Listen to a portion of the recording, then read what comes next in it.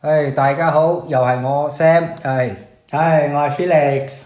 歡迎大家嚟到呢個訓犬漫談呢個特輯啊，講呢個猛禽訓練啊。今日嘅主題係講解呢個散飛啊 ，Pleasure Fly 啊。有請 Felix。咁上一集呢，我哋講過，如果係蒼鷹嘅話，點樣訓練佢散飛啦？你嗰個散飛或者自由放飛嘅訓練呢，係要睇返你依家訓練緊乜嘢品種嘅猛禽啦。咁最終嗰個決定呢，係視乎你要拳獵定係盤獵。咁之前講過啦，拳獵嘅意思呢，就係你嗰個猛禽呢，係架喺個拳頭度嘅。然後你放出去就喺個拳頭度放出去嘅時候，咁樣一個短距離嘅追擊呢一種打獵嘅方式咧，叫做拳獵。如果盤獵嘅話咧，你係先放走你嗰隻猛禽，例如隼咁樣啦，等到咧佢喺嗰個天上面一路盤旋緊，然後咧你喺下邊揾到獵物嘅時候咧，衝擊隻獵物出嚟，嗰隻猛禽咧就會喺上邊咁樣，好似轟炸機咁樣俯衝落嚟咧嚟打嗰隻獵物嘅，咁呢一種係盤獵啦。咁就算如果你唔係做鷹獵呢個運動啊，就算你只係做散飛pleasure flying， 即係淨係教佢飛，你唔打獵嘅話咧，你都係應該按照翻嗰個猛禽嘅本能同埋特性嚟到訓練佢散飛嘅。咁上一集我哋講過蒼鷹啦，蒼鷹好簡單，就係你一路行一路放佢，咁佢飛上樹，然後你又叫佢翻嚟啦。咁你可以喺個田邊度訓練啦，亦都可以喺樹林裏邊訓練啦。亦都可以咧，你直頭如果喺一個譬如歐洲呢邊咁樣啦，我哋有一啲森林公園啦，咁你其實係可以帶隻蒼鷹去散步嘅，你就散步啦，佢就散飛，即係你就喺個樹林裏邊行，然後佢就係樹過樹咁樣，你嚟叫佢翻嚟啦，叫佢翻嚟又放佢啦，咁樹過樹咁樣飛啦。咁呢一種咁嘅放飛嘅方式咧，你係能夠令到嗰隻猛禽有充足嘅運動啦，鍛鍊佢嗰個心肺功能同埋佢嘅肌肉啦，咁同埋亦都可以訓練到你同佢嗰個建立一個關係啦，等佢知道咧一路跟住你咁飛嘅時候咧，係會有着數咧，因為你會餵佢噶嘛。咁如果係隼咧，尤其是油隼同埋矛隼咧，咁通常咧我哋都會用盤獵嘅方法咧嚟到放佢散飛嘅。嗱，依家再強調一次，就算我哋唔係打獵啊，就算你只係做 pleasure flying， 即係一種興趣形式，唔打獵嘅放飛咧，你都係應該，如果你養嘅係油隼同埋矛隼嘅話咧，應該都係教佢盤飛嘅。咁點解咧？因為隼同埋鷹嗰個特性嗰個本能係唔一樣嘅。鷹尤其是蒼鷹嘅話咧，佢本身係一種喺樹林裏邊棲息嘅鳥類嚟嘅。咁佢係慣性咧，佢嗰個身體嘅結構咧，佢係適合穿梭於一啲密林之間嘅。你見到蒼鷹咧，佢對翼比較短比較圓，而條尾比較長咧，呢一種嘅身體架構咧係特別適合佢好急咁樣轉彎嘅。佢飛嘅時候咧，佢嘅 acceleration 好快㗎嚇，即係佢由0到70嘅時候，佢嘣一聲佢就到70㗎啦。咁但係佢嗰個 top speed， 佢嗰個最高嘅速度咧，佢係冇一般嘅油隼啦或者矛隼咁快嘅。因為油隼矛隼咧尤其是油隼啦，如果佢從高空俯衝落嚟嗰種速度咧，佢可以超過時速300公里，好快嘅。咁蒼蠅一般嘅打獵咧，佢好少咁樣俯衝落嚟，因為佢唔會飛得好高啦。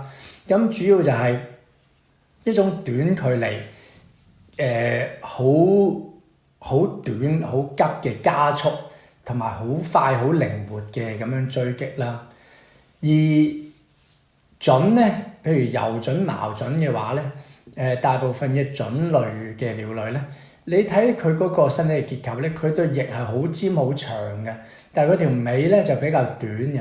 咁其實呢一種嘅身體結構咧，佢嘅提速唔係好快啦，但係佢嘅 top speed 咧，佢達到最高嘅速度咧，佢係可以好快咧，尤其是佢俯衝嘅時候啦。咁但係因為你睇佢條尾比較短啦，隼呢一類嘅猛禽咧，佢係適合盤旋上高空啦，同埋咧喺一個平原嘅地方嗰度飛嗰度打獵嘅。如果你用一隻獵隼啊、矛隼啊或者游隼，你帶佢去森林嗰度，好似蒼蠅咁打獵咧，大部分嘅時間佢都冇可能會捉到獵物嘅，因為佢唔係喺呢啲咁窄啊、咁多障礙嘅環境裏邊咧，佢唔係咁矯健，佢唔係咁靈活嘅。咁盤飛嘅意思咧，就係話咧，你會放嗰隻猛禽放佢出去啦。咁佢一路咧就會兜好大個圈，一路拍翼一路拍翼咁樣飛嘅。佢唔似得好似蒼蠅咁咧，佢拍幾下又會滑長，拍幾下又滑長。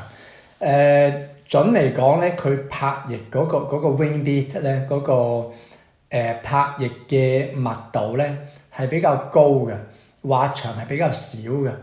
咁同埋咧，你唔可以喺一個好細好窄嘅地方嚟放隼啦。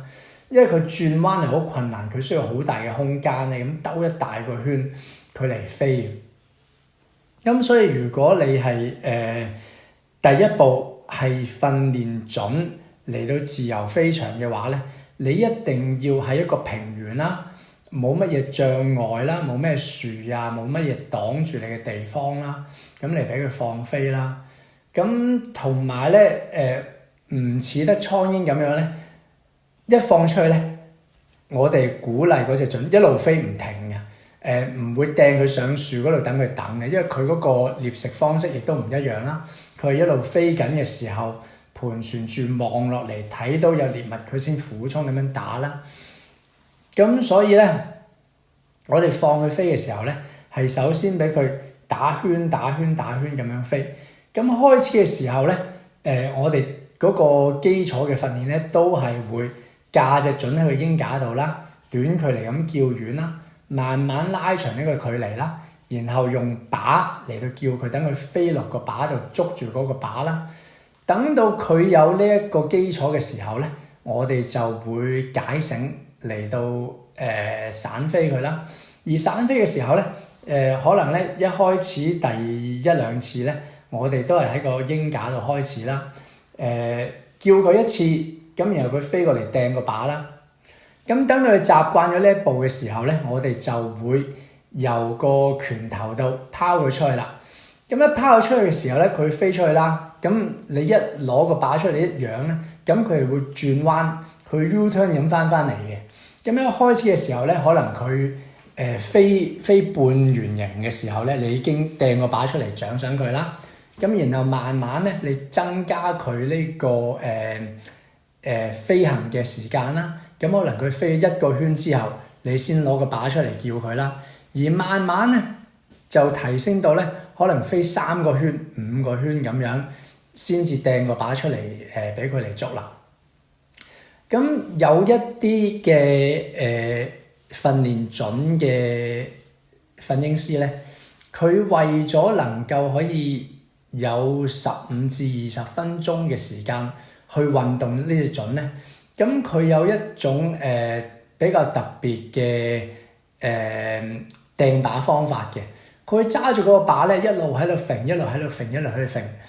咁嗰隻隼咧飛咗出去之後，佢就兜彎啦，兜翻嚟佢會睇到呢、佢嘅主人揸住個靶喺度揈嘅時候咧，佢就飛翻嚟啦。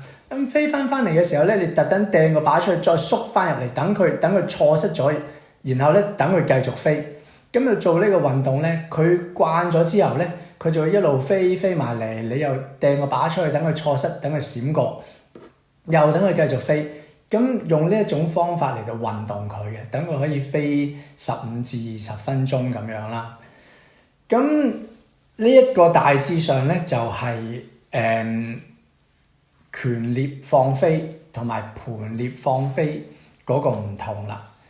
咁之前我哋講過啦，猛禽嘅訓練主要分開4種啦：散飛啦、展示啦、驅鳥啦同埋鷹獵啦。